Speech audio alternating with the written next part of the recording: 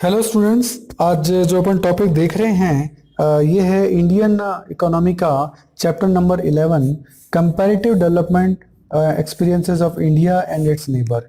India की economy का इसके नेबर से अपन कंपैरिजन करेंगे कि ये इकोनॉमी उनके कंपैरिजन में कैसी है।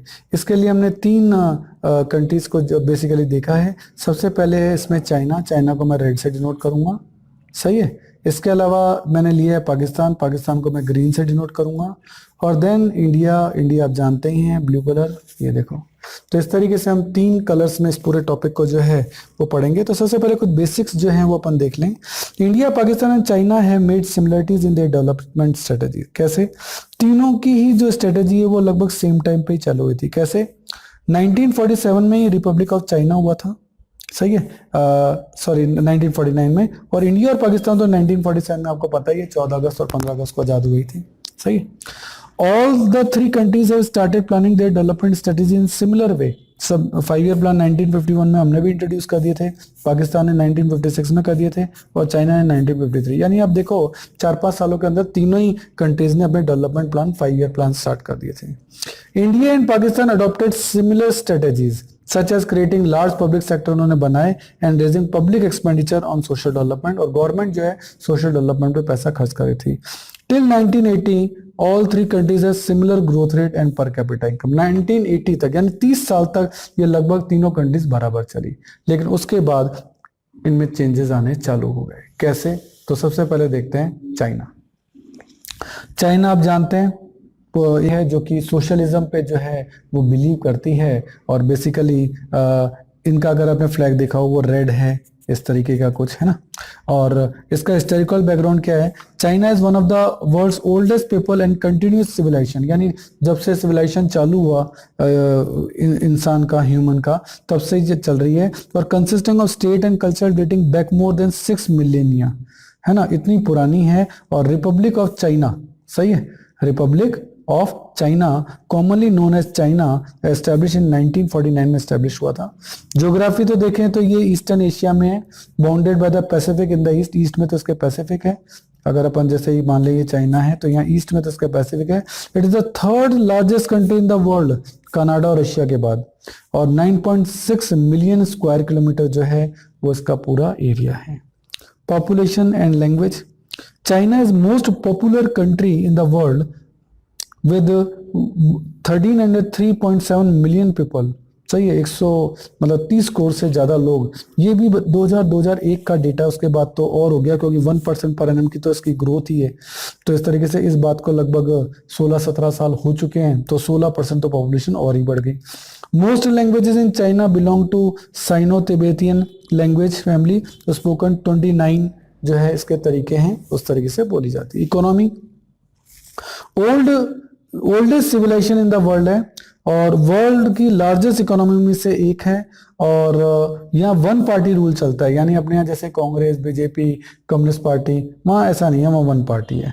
All the critical factor of the economy, enterprise and land owned and operated by individual were brought under government control. यानी इंडिविजुअल उसको चला तो रहे हैं लेकिन कंट्रोल उनका कौन करता है? वो गवर्नमेंट करती है, सही है। तो चाइना में क्या है कि इतनी डेमोक्रेसी नहीं है और वहां हमारे जैसे किसी चीज का विरोध नहीं किया जा सकता। गवर्नमेंट ने जो कह दिया वो होगा।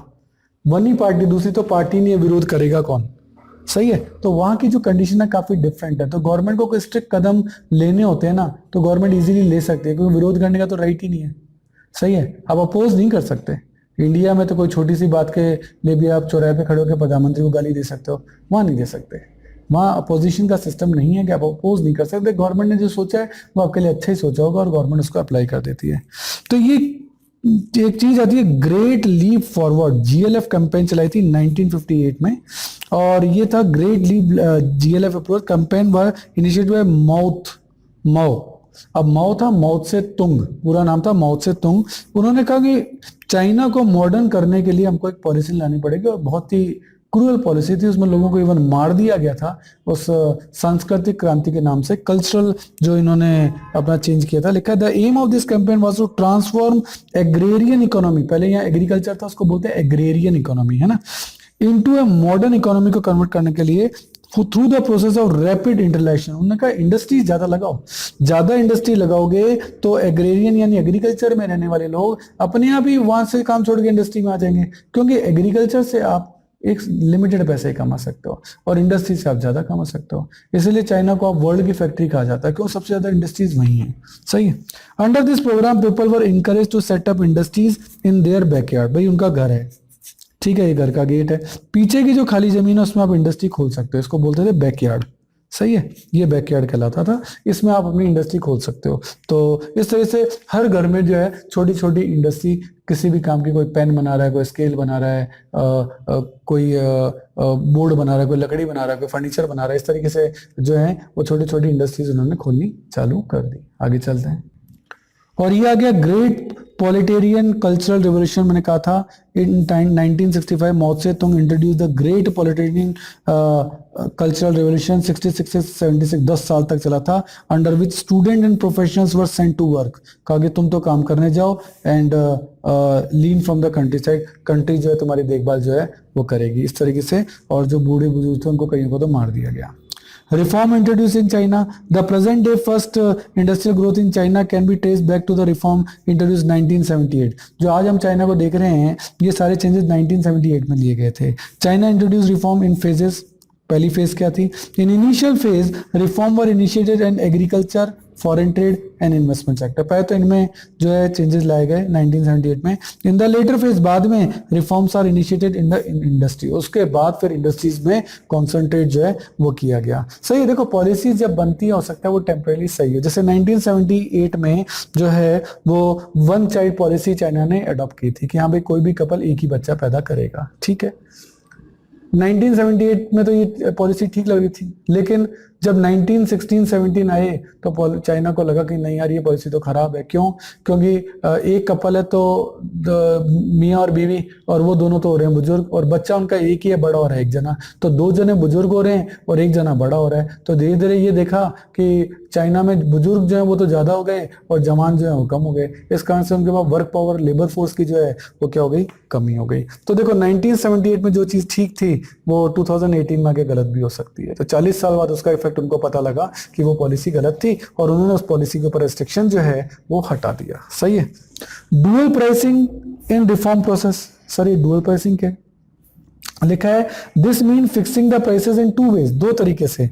Farmer and industrial units were required to buy and sell fix quantity of input and output on the basis of prices fix by the government. Prices कौन फिक्स करेगा? गवर्नमेंट। और उसी के ऊपर फार्मर और इंडस्ट्रीज जो अपने सामान को बेचेंगे। For other transaction the input and output were purchase and sold at the market price. बाकियों के लिए ठीक है मार्केट प्राइस है, अदर चीजों के लिए, लेकिन जो इंडस्ट्रीज और ये चीजें बनाएंगी उनकी प्राइस गवर्नमेंट, यानी कुछ चीजों की प्राइसिंग वहां गवर्नमेंट तय करती है और कुछ की मार्केट फोर्सेस। और उन्होंने सेज का स्पेशल इकोनॉमिक जोन जो है वो बनाए in order to attract foreign investor. Special economic zone बनाए, मतलब पूरे चाइना के अंदर अलग अलग सेक्टर बना दिए कि ये जो है वो फर्नीचर के लिए, ये जो इलेक्ट्रॉनिक के लिए, ये जो है कपड़ों के लिए, अलग अलग जोन बना दिए। स्पेशल इकोनॉमिक जोन इनको कहा गया है ना। और ये काफी पॉपुलर भी हुए। इससे क्या हुआ, जैसे मान लो किसी को स्टेशनरी का सामान खरीदने जाना है, वो एक मार्केट में चल जाए, वहां सारी दुकानें स्टेशनरी की होंगी। अगर किसी को फर्नीचर का सामान खरीदना हो तो सारे फर्नीचर एक जगह है, ऐसे कपड़े तो सारे कपड़ों की फैक्ट्रीज एक जगह, इनको कहते हैं स्पेशल इकोनॉमिक जोन। तो ये हुआ अपना चाइना का काम, रेड कलर से अपन ने इसको किया। अब हम आते हैं पाकिस्तान, और पाकिस्तान के लिए कलर अपन ने कौन सा लिया था? ग्रीन। सही है। तो पाकिस्तान का हिस्टोरिकल बैकग्राउंड तो देखिए, पाकिस्तान की तो हिस्ट्री वैसे है ही नहीं क्योंकि वो इंडिया का ही पार्ट था। 14 अगस्त 1947 को ये आज़ाद हुआ था, और उसके बाद की कहानी जो है वो अपन को देखनी है, क्योंकि उससे पहले की कहानी है ही नहीं। तो वहाँ के बच्चे बड़े खुश हैं क्योंकि उनको हिस्ट्री नहीं पढ़नी पड़ती। सही है, क्योंकि हिस्ट्री है ही नहीं। 1971 में सिविल वॉर हुआ था, तो पाकिस्तान जो है वो पाकिस्तान से इंडिपेंडेंट हो गया था बांग्लादेश, क्योंकि पाकिस्तान दो पार्ट्स में था, है ना। जैसे ये इंडिया है तो पाकिस्तान एक तो यहाँ है और एक यहाँ भी था बांग्लादेश। ये बांग्लादेश वाला जो पार्ट है ना वो 1971 में पाकिस्तान से अलग हो गया। अब पाकिस्तान केवल वेस्टर्न बचा, पहले ईस्टर्न पाकिस्तान भी था। Pakistan history has been characterised by period of economic growth, military rule and political instability. कि इकोनॉमिक ग्रोथ हुई है लेकिन मिलिट्री रूल भी रहा, काफी साल तक वहां मिलिट्री ने रूल किया मतलब पब्लिक का रूल नहीं होकर मिलिट्री का था, बंदूक के नोक पर होता था। और पॉलिटिकल इंस्टेबिलिटी रही, बार बार प्रधानमंत्री हटते रहे, राष्ट्रपति हटते रहे, लगते रहे, बार बार मिलिट्री जो है कब्जा कर लेती थी सीट पर, इनकी सीट्स पर, तो बड़ी दिक्कतें रही। तो ज्योग्राफी क्या है? Pakistan is located in south Asia, border central Asia and the middle east.